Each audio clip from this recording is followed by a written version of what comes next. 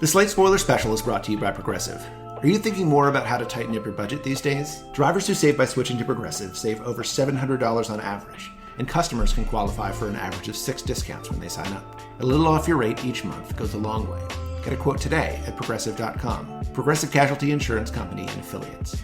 National annual average insurance savings by new customers surveyed who saved with Progressive between June 2020 and May 2021. Potential savings will vary. Discounts vary and are not available in all states and situations.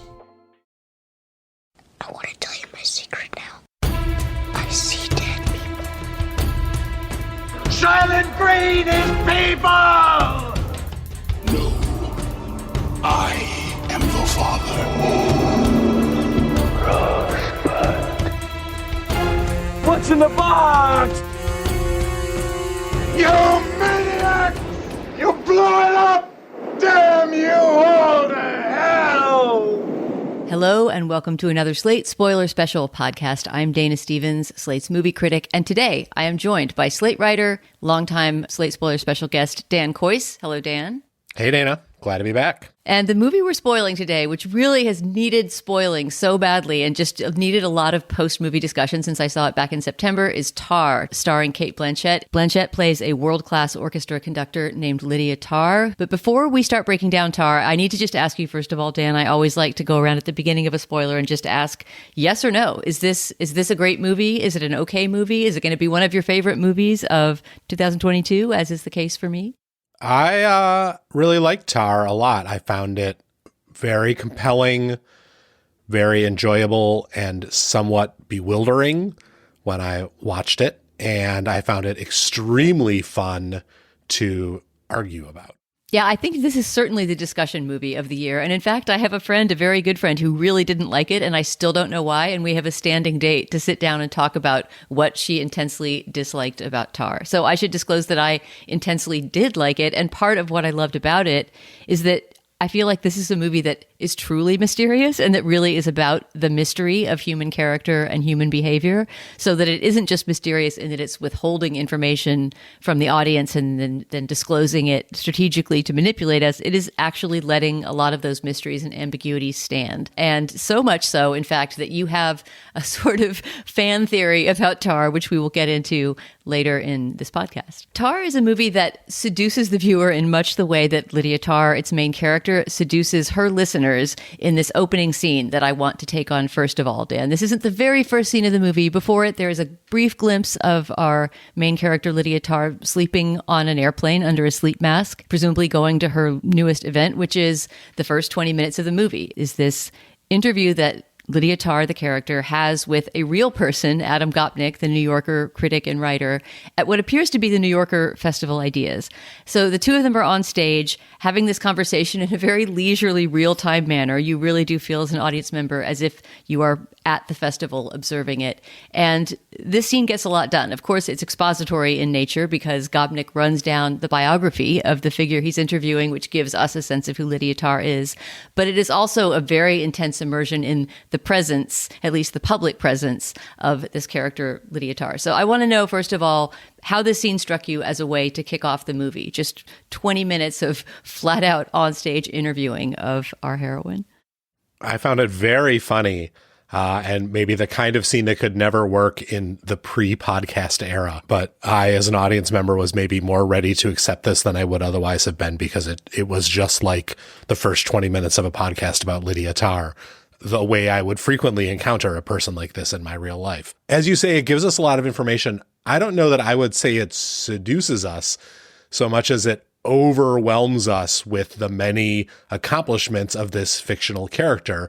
And it's one of the fun things that the movie does to do its best to ground this fictional character in the very specific details of her world, this heightened world of high art that is also just a little bit popular, of money and class and erudition. And I think it's this 20-minute opening that is one of the reasons why people have responded so strongly to this movie and to Lydia Tarr as a character. It is fun to think about this person on stage at the New Yorker Festival with Adam Gopnik. It is fun to see her in the way that we often see these kinds of celebrities, often the only way we encounter these celebrities outside of their work. And it's fun to speculate about, well, how did Lydia Tarr get the EGOT?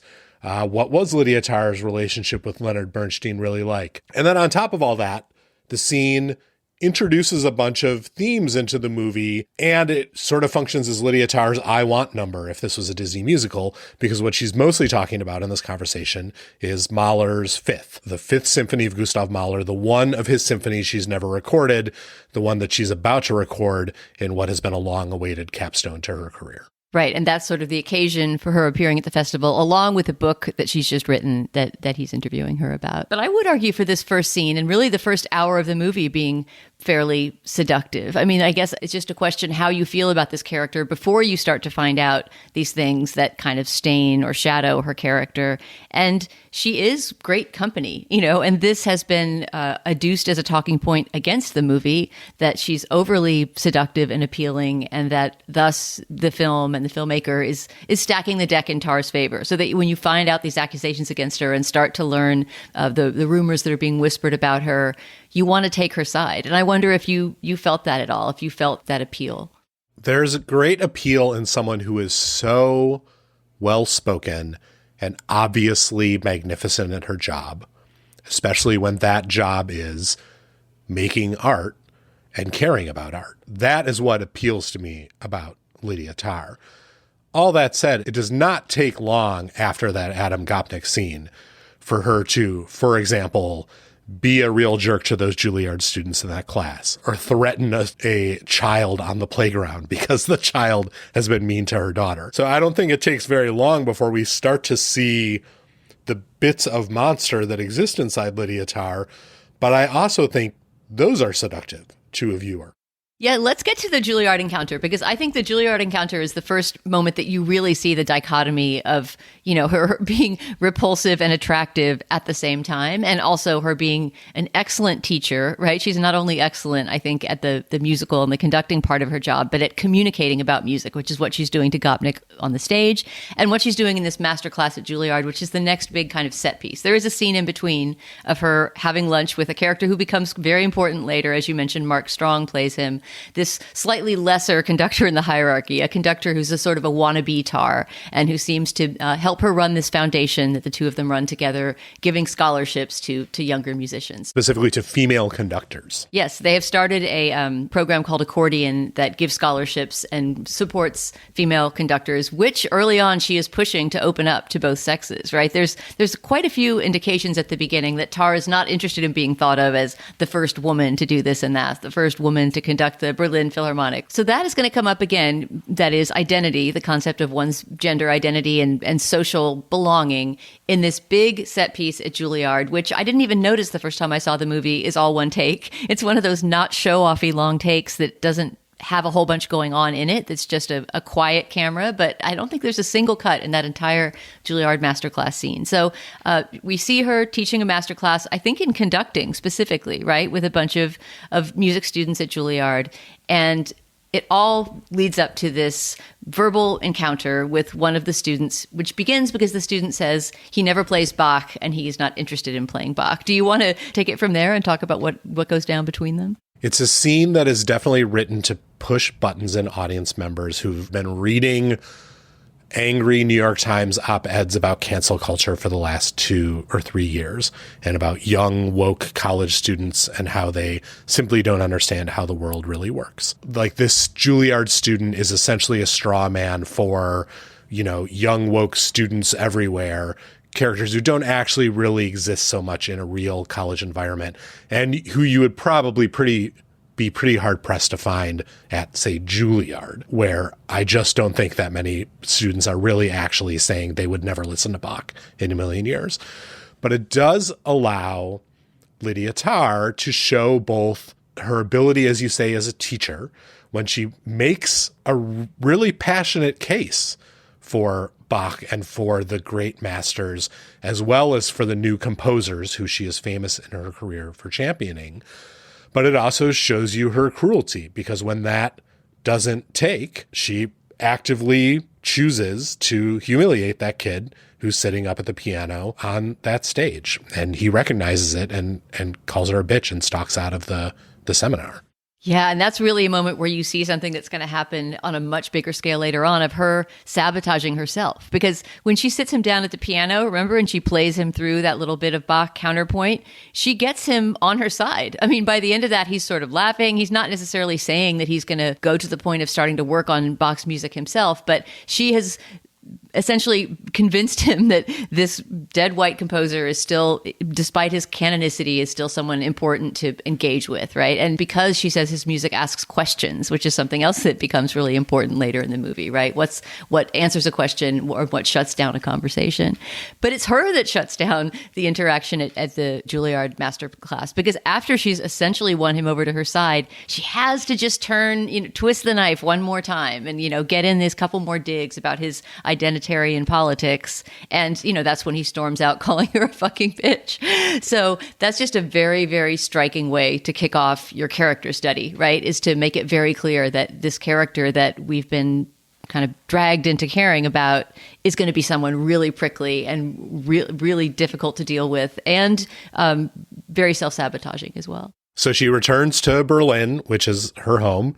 She's a conductor at the Berliner Philharmonic. We meet her partner, Sharon. We meet her daughter, Petra, who looks to be maybe in first or second grade. We meet their incredible apartment, one of the finest German apartments I've ever seen on screen. And we meet the people she works with, who include Sharon, who is the first violinist in that ensemble, and the sort of issues that she's dealing with in her orchestra. They need a new cellist, and Lydia sort of finagles it so that a woman who she thought kind of looked sexy manages to get that job. She's considering and eventually decides to get rid of her second in command at the orchestra to reassign him and encourage him to move elsewhere. And she also is dealing with her assistant, who is also an aspiring conductor and who keeps calling Lydia's attention to a problem with another former student named Krista, who seems to not be leaving Lydia alone, who is having problems in her life, who maybe is leaving Lydia mystery gifts, and who Lydia reminds Francesca has been a problem all along. Yes, Krista, although we never meet her face to face, we never fully quite see her in the movie, and we'll talk about the ways in which she mysteriously and briefly appears. But she will become very important to the second act. But before we get there, there's one more thing I wanted to note about this beginning, just the setup of the characters in the movie. And it's this very striking scene where Tar confronts the bully of her daughter in the schoolyard. There's this extraordinary scene where after dropping her daughter off at school in the morning, Tar strides over to the schoolyard bully and confronts her. And this scene, among other things, struck me because she is speaking German, which Cate Blanchett does just effortlessly in this movie, switches among German, French, and English. And she calls herself der Vater, the father of the little girl. So it's another of these strange moments where, there's not any suggestion that she is a trans person or that she, lives in any way as a man. But it reminded me of Lady Macbeth saying, "Unsex me here." She wants to unsex herself somehow when it comes to that scene, when she really wants to kind of brandish this threat at this kid in the schoolyard. Well, she understands power, and she understands the right ways to deliver it at certain times to get what she wants. And she is perfectly unscrupulous about who she will levy that power against, including this 8-year-old kid. Right. I mean, the fact that it must have been confusing, sort of grammatically confusing for the child, for this woman to stride over and say, "I'm her father," is obviously part of the head game that she's playing. But it's just one of those moments in this movie where, I mean, at least as far as I was concerned, you can't see what's coming around the corner in terms of character details. It's not really about plot twists in this movie as much as it's just people acting in ways that you didn't think that they could possibly act. And that really starts to happen in Act 2 of the movie, which we will get to after this short break. Self-care is always top of mind, but in between meditation sessions and trips to the yoga studio or nail salon, how often are you taking care of all your needs? Transport your mind to a world where you can relax and treat yourself to your deepest desires with Dipsy. Self-care has never sounded better. Dipsy is an app full of hundreds of short, sexy audio stories designed by women for women. They bring scenarios to life with immersive soundscapes and realistic characters. Find stories about an intriguing coworker with a British accent or hooking up with your hot yoga instructor. Radically inclusive, Dipsea has stories for straight and queer listeners, and 56% of stories are voice acted by people of color. New content is released every week, so in between listening to your favorite stories again and again, you can always find something new to explore. Let Dipsea be your go-to place to spice up your me time, explore your fantasies, relax and unwind, or heat things up with a partner. For listeners of this show, Dipsea is offering an extended 30-day free trial when you go to dipseastories.com/spoiler. That's 30 days of full access for free when you go to dipseastories.com/spoiler. dipseastories.com/spoiler. Hey everyone! Actress, singer, and entrepreneur Keke Palmer has a hilarious new podcast, Baby, This is Keke Palmer, on Amazon Music, and you're going to want to check it out. Keke has a lot of burning questions that keep her up at night. For instance, remember Tom from MySpace? Remember that guy with the smile and that little white t-shirt? What happened to him? She's putting friends, family, and some of the hottest experts in the hot seat to ask them the real questions we want to know. Among those questions, is OnlyFans only bad? How has dating changed in the digital age? And where would former child stars be if they weren't actors? These are the questions running through Keke's mind, and she's letting us in on it all. Because on Baby, This is Keke Palmer, no topic is off limits. Listen to Baby, This is Keke Palmer, exclusively on Amazon Music. Download the Amazon Music app now. It's time to reboot your credit card with Apple Card. Now through December 25th, get 5% daily cash back on products at Apple with a new Apple Card, including a new iPhone 14 or Apple Watch Ultra.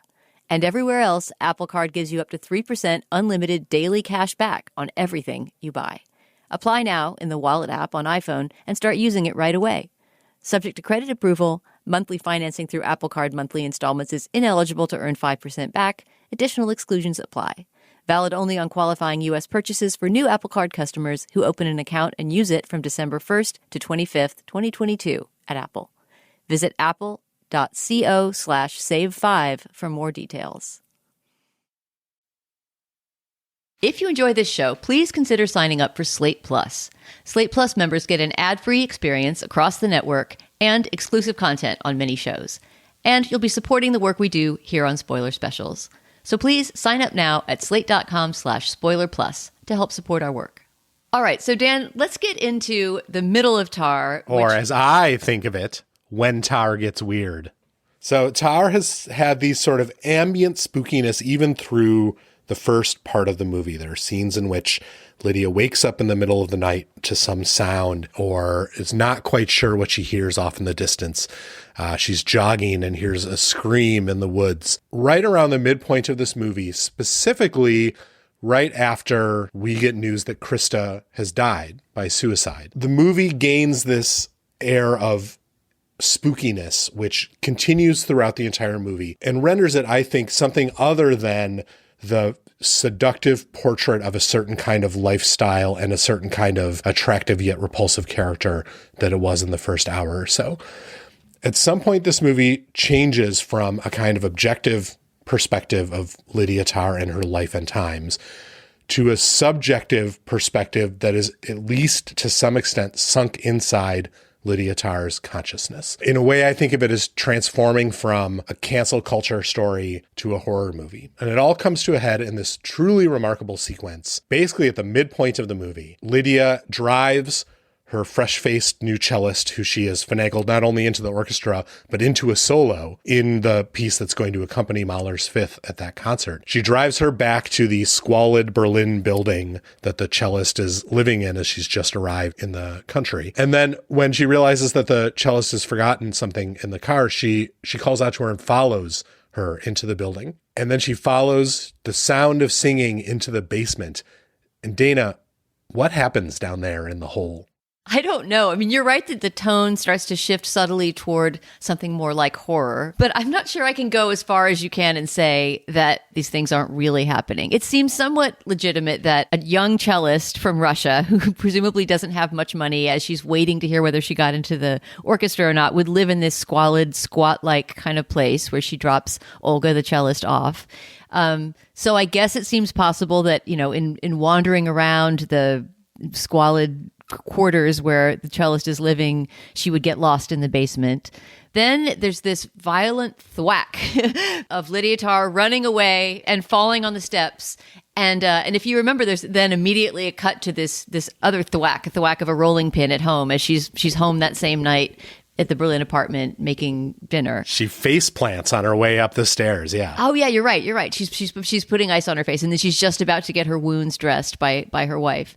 And so I know that there is a train of thought, and I'm not sure how much you subscribe to this, that everything that happens after her faceplant in the courtyard is a dream or is some sort of fevered imagining of what might be happening. And since I don't see that up on the screen, I mean, I do definitely see a lot of the mysterious and unexplained enigmas that you're going to point to, but I don't see on the screen that we have entered some sort of dream realm. And I also honestly just don't understand narratologically what that would mean for the movie, because it's actually not the midpoint. I was checking when this happens, and it's about 30 to 40 minutes before the end of a 2-hour and 40-minute movie, right? So it really is the last act, kind of. Why would there be a movie that is for 2/3 of its length about cancel culture and power relations in the world of classical music and is more or less an objective narrative, and then becomes the story of what? Someone lying in the courtyard imagining a bunch of other stuff? Like, what do you imagine is physically happening to Lydia Tarr's body for the rest of the movie if you think that we have just entered her fevered brain space after she falls in the courtyard? I don't think that it's all a dream, but I do think that Todd Field is inviting us to view those last 30 minutes as something other than the objective truth, or something in addition to the objective plot beats of what happens to Lydia Tarr. That it's some combination of her real life and her worst fears being enacted on the great screen of her subconscious, which we get to watch. And so if I had to guess, I would guess that we're meant to believe that some version of these things happen or are going to happen, but that we are also given the opportunity to see the effect they have on her and to feel that effect subjectively through a subjective camera and acts of editing and pacing that are meant to create a kind of frenzy in that last half hour. The subjectivity doesn't start there. Even before this scene in the hole, something weird is going on, that something is haunting her. And the person that's haunting her is Krista, who just died. Krista is in the background in her apartment. The movie does not point her out or give us a jump scare, but she's there. You can see her red hair and all these mysterious sounds and missing objects and screams in the woods and metronomes placed on a shelf in the middle of the night. All of this suggests to me that we're being encouraged to view the acceleration of events in this movie as something that isn't only the set of things that happen to Lydia Tarr as she gets canceled. All those things happened before the news of Krista's suicide, right? So that's what you're saying, is that the seeds are being planted for this journey into the mind of Lydia Tarr. Before the news, but I believe we're encouraged to think that they happen after Krista's death. When she gets the news of Krista's suicide, Francesca tells her that it was a couple of days ago. And this is a couple of days after she has left New York and come back to Berlin. And in New York, we saw Krista in the audience at the Adam Gopnik reading. I think we're meant to believe that Krista's in that audience, that she drops that book off, the Vita Sackville West book off, and then kills herself potentially that night. And that everything that follows in the movie happens post death of Krista, that all those hauntings are in some way enacted by the residual guilt that Lydia feels. That opens up a new ambiguity, especially if there's apparitions of Krista before Tarr knows about her suicide, which is that, there's an actual objective supernatural haunting going on, which is certainly not on the surface of the movie. But you almost have to have a rewind function to see these glimpses of redheads that sometimes lurk in the background of interiors.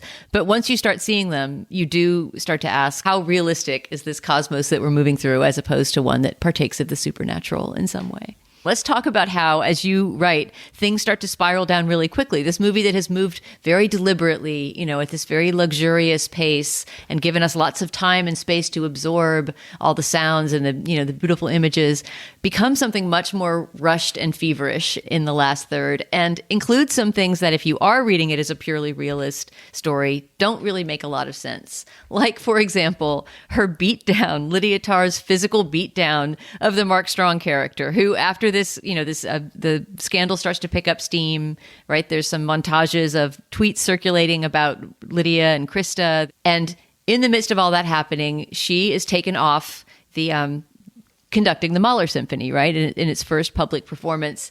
And behind the scenes, we never see this happen, but Mark Strong's character, Elliot, gets the job instead. So would you say, according, Dan, to your theory of the post head thwack Tar being a different movie that takes place in a different kind of space, that doesn't really happen? I think this scene is one of the best arguments for at least some of the stuff in the last half hour of the movie not, quote unquote, really happening, because it is so outrageous and unbelievable. If Lydia Tarr truly has lost her position at the Berlin Philharmoniker, they are not going to let her backstage with her wild hair and her conductor's outfit seconds before the thing is going to begin.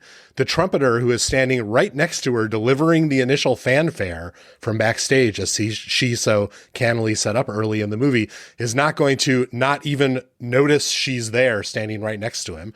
And the entire orchestra is not going to not notice that she is rushing through it until the moment that she tackles Mark Strong on stage. And I loved that moment as like the most shocking, heightened, insane thing that this character could do. But it also reads perfectly in a way as her version of what her downfall would look like. That she may be fucking losing it, but she is going to fight for this thing, the way a man would if someone stole what that person should have. If you're believing that it didn't literally happen, then what did? I mean, did she simply put up a verbal fight to the idea of being replaced? The flaw in my theory is that I have no idea. I don't have a fucking clue. Like, you don't have a Matrix kind of idea. She's not lying in like a bin of gel, just having her thoughts transmitted to us, right? She has to be doing something. No. And that's why it isn't a puzzle exactly. It's like a game. It's that a lot of things that are happening are both real and not real, or both believable and unbelievable. And the interplay between them creates a lot of fun. But if you actually ask me to solve it, to like win the movie, I can't do that. I mean, one thing I will say is that whether or not we're meant to think these things are literally happening, we are certainly experiencing them more the way that Lydia would be experiencing them, right? We lose our own objectivity and we get more feverishly caught up in her point of view. Right. In part because the pace picks up so quickly, as you noted. It's happening. So those like basically like 20 minutes before she ends up in East Asia are like bam, bam, bam, bam. She like flies back and forth to America in no time at all. And it's remarkable how speedily all that happens leading up to that tackle. So I want to figure out what the ending is all about and what you think it means literally and figuratively. But first, it's time for a word from our sponsor. This episode is brought to you by Saks.com. Everybody has somebody on their shopping list that is really tough to shop for. I think probably in my family, it's my father, who's one of those people who seems so self-sufficient. You can't imagine what object you could possibly add to his life to give him joy. If you have someone like that on your list and you need help finding the right gift for them this holiday season, a quick scroll of the Saks.com Holiday Gift Guide is the easy way to shop for everyone on your list. They have everything, from whiskey glasses to handheld weights to beauty sets to fine jewelry. Saks.com editors have curated the best presents, like La Mer skincare sets handpicked by their beauty team, and cozy Montclair beanies that everyone wants to be wearing for the office commute. For the hardest to please, the editors at Saks.com have picked out Baccarat barware and Versace home decor. Saks digital stylists are even available to give you free gifting help and personalized recommendations, whether you're shopping for others or for yourself. Plus, free shipping, free returns every day at Saks.com.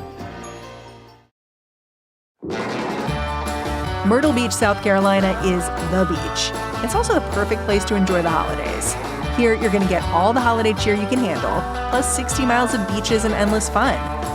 Sometimes you need a holiday from the standard holiday. Maybe you want to escape the cold. Maybe you want to start a new tradition. Myrtle Beach is the place to do all of that. They've got themed shows at the Grand Street.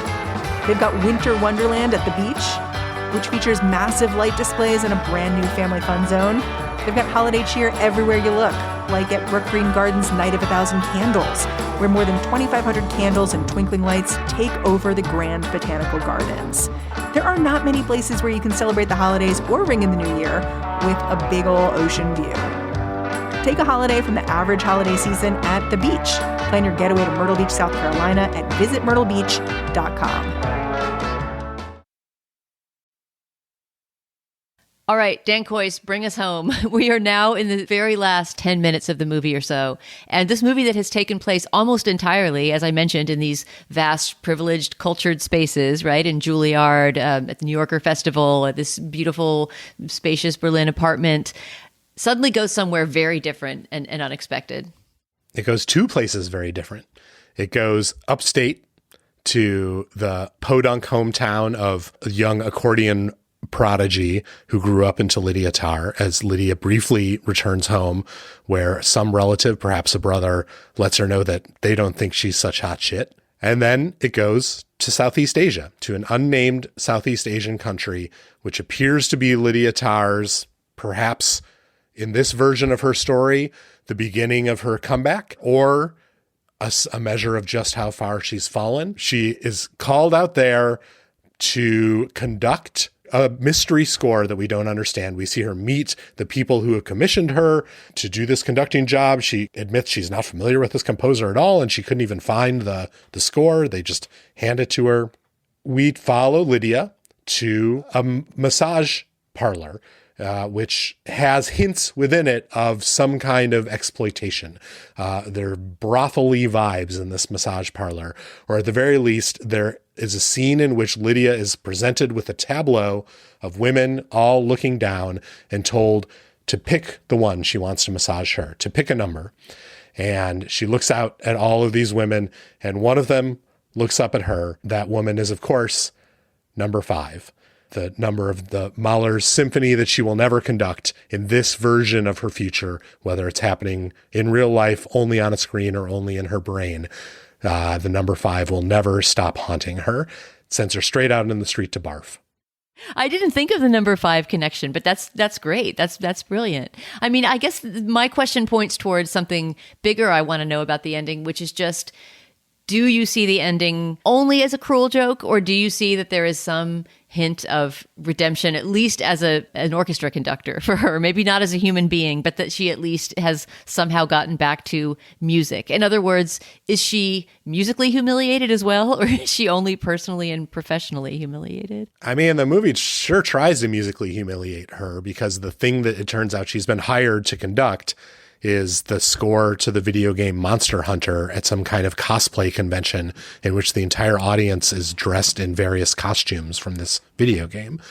And that is a real thing that happens, as many video game fans will tell you. But it is certainly, from the lofty heights at which we met her, a steep, steep decline in terms of artistic prestige and aesthetic quality. At the same time, there is something a tiny bit heartening in the fact that Lydia Tarr does not fucking blink about this. She gets up on that podium and she conducts that orchestra in front of that audience full of people wearing animal costumes. And she conducts it, as far as we can tell, with the exact same level of seriousness as with which she approached everything else in this movie. So maybe that is a tiny bit of redemption, or at least a signifier that when it all comes down to it, the music does matter to her more than the people she got to abuse, or the people she got to step on, or the deaths she got to cause, or the private jets she got to fly on. I mean, one thing I think you can certainly say about Tar is it's the kind of movie that bears seeing at least twice. Even though it's 2 hours and 40 minutes long, it doesn't feel long. I think this movie is, I mean, the word seductive comes back to mind again. It's just a movie that draws you into this world that it creates. And see it with someone so you can have this kind of conversation afterwards and see what you think about those feverish last 40 minutes or so. There's much more to say, and maybe we will pursue this over dinner one day, but for now, that is our show. Please subscribe to the Slate Spoiler Special, and if you like this show, please rate it and review it in the Apple Podcast Store or wherever you get your podcasts.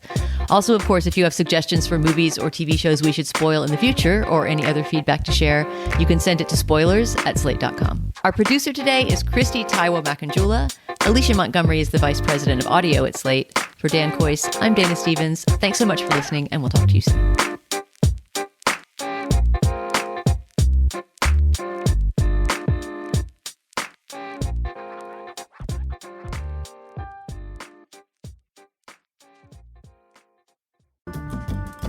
Scene on EV.com has shows that'll help answer so many of the questions you might have about electric vehicles. Worried about the cost? Hit up Scene on EV.com and watch Thrift and Frugality.